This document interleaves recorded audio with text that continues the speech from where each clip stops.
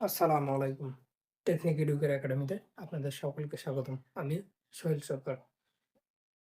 আজকে কারক নির্ণয়ের একটা শর্টকাট টেকনিক শিখব।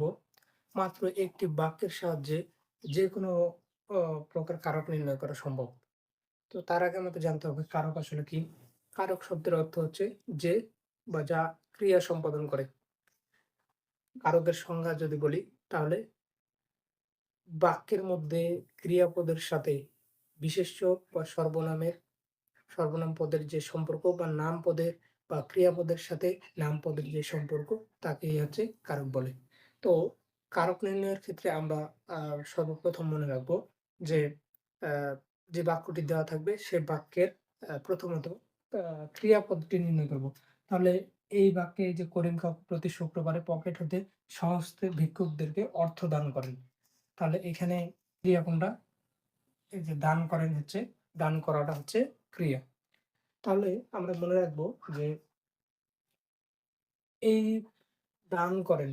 এখন মনে রাখবো যে এখানে এ ক্রিয়াপদ হচ্ছে দান করা এবং নামপদ বা হচ্ছে বিশেষ্য পদ কোনটি? এই যে করিম কাকু। তাহলে এই যে করিম কাকুর সাথে দান করার যে সম্পর্কটা সেটাই হচ্ছে কি কারক। তাহলে এখন আমরা ৬ প্রকার কারক কত প্রকার? ৬ প্রকার। মানে এই যে বিশেষ্য বা নাম আ বিশেষ্য বা সর্বনাম বা নাম পদের সাথে ক্রিয়াপদের সম্পর্ক কয়ভাবে হতে পারে? ৬ ভাবে। এইজন্য কারক এই যে সম্পর্কের অর্থাৎ সম্পর্কের ভিত্তিতে কারক ৬ প্রকার। তো এখন এই কর্তৃকারক, কর্মকারক, করণকারক, সম্পাদনকারক, অপাদানকারক এবং অধিকরণকারক। এই ৬ প্রকার কারক নির্ণয়ের অ্যা এই বাক্যের সাহায্যে ৬ প্রকার কারক নির্ণয় সম্ভব। তো আমরা খেয়াল করি, দান করেন। এখানে ক্রিয়াপদকে যদি কে দান করে, কে দ্বারা বা কে দ্বারা প্রশ্ন করা হয়, তাহলে কি উত্তর পাবো? সেটা হচ্ছে কে দান করেন? করিম কাকু। তাহলে এই করিম কাকু হচ্ছে কর্তৃকারক।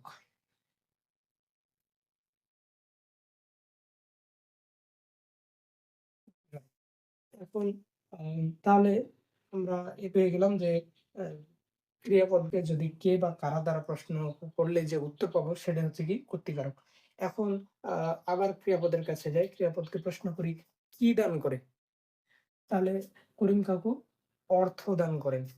কি দান করেন? অর্থ। তাহলে এই অর্থ এটা হচ্ছে কি কারক? এটা হচ্ছে কর্মকারক।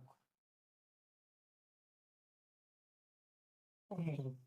এখন আ তাহলে যদি ক্রিয়াপদকে কি বা কাকে দ্বারা প্রশ্ন করা হয়, তাহলে যে উত্তরটা পাবো সে সেটা হচ্ছে কি কর্মকারক। এবার খেয়াল করি, কি দ্বারা দান করেন? করিম কাকু কি দ্বারা অর্থ দান করেন? ক্রিয়াপদের কাছে গিয়ে ক্রিয়াপদকে প্রশ্ন করি যে, করিম কাকু আ কি দ্বারা অর্থ দান করেন? সেটা হচ্ছে সেটা হচ্ছে স্বহস্তে মানে তার নিজ হাতেই কিন্তু তিনি দান করেন। নিজ হাতের মাধ্যমে। তাহলে এই যে স্বহস্তে এটা হচ্ছে করণকারক।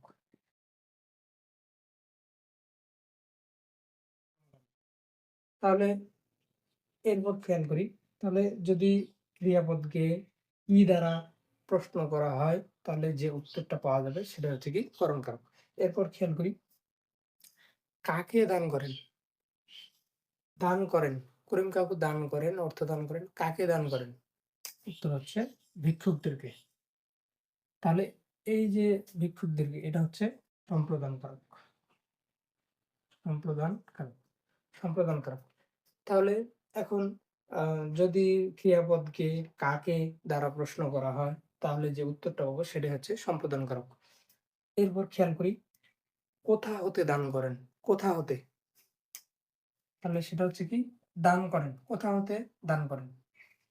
তাহলে পকেট হতে। তাহলে এটা হচ্ছে কি অপাদানকারক। অপাদান, অপাদানকারক।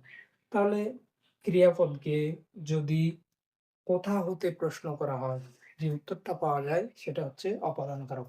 এরপর খেয়াল করি, করিম কাকু দান করেন। কখন দান করেন? কখন দান করেন? প্রতি শুক্রবারে। তাহলে এটা হচ্ছে অধিকরণকারক। অধিকরণকারক। তাহলে আমরা এটাও পেয়ে গেলাম যে আম ক্রিয়াপদকে যদি কোথায় বা কখন দ্বারা প্রশ্ন করা হয় যে উত্তরটা পাওয়া যায় সেটা হচ্ছে কি অধিকরণ কারক। সেটা কি অধিকরণ কারক। তাহলে আমরা খুব সহজেই কিন্তু ৬ প্রকার কারক এখানে পেয়ে গেলাম। যে করিম কাকু প্রতি শুক্রবারে পকেট হতে স্বহস্তে ভিক্ষুকদেরকে অর্থ দান করেন। তাহলে আমরা শর্টকাট টেকনিকটা কি শিখলাম? যে বাক্যটি দেওয়া থাকবে প্রথমে ক্রিয়াপদ নির্ণয় করব। ক্রিয়াপদ নির্ণয় করার পরে ক্রিয়াপদকে এই শব্দগুচ্ছ বা শব্দ দ্বারা প্রশ্ন করব। যে যদি ক্রিয়াপদকে কে বা কারা দ্বারা প্রশ্ন করি যে উত্তরটা পাবো সেটা হচ্ছে কর্তৃকারক। ক্রিয়াপদকে যদি কি বা কাকে দ্বারা প্রশ্ন করা হয় যে উত্তরটি পাবো সেটি হচ্ছে কর্মকারক। আবার ক্রিয়াপদকে কি দ্বারা প্রশ্ন করলে যে উত্তরটি পাবো সেটি করণকারক। ক্রিয়াপদকে কাকে দ্বারা প্রশ্ন করলে যে উত্তরটি পাবো সেটি হচ্ছে সম্প্রদানকারক। ক্রিয়াপদকে কোথা হতে এই বর্ণগুচ্ছ বা শব্দগুচ্ছ দ্বারা যদি প্রশ্ন করা হয় তাহলে যে উত্তর পাবো সেটা হচ্ছে অপাদানকারক। আবার ক্রিয়াপদকে কোথায় বা কখন এই শব্দ দ্বারা যদি প্রশ্ন করি তাহলে সেটির যে উত্তরটি পাবো সেটি হচ্ছে অধিকরণকারক। তাহলে এই এই মাত্র একটি বাক্য দিয়ে আমরা কিন্তু ৬ প্রকার কারক নির্ণয় করতে পারি।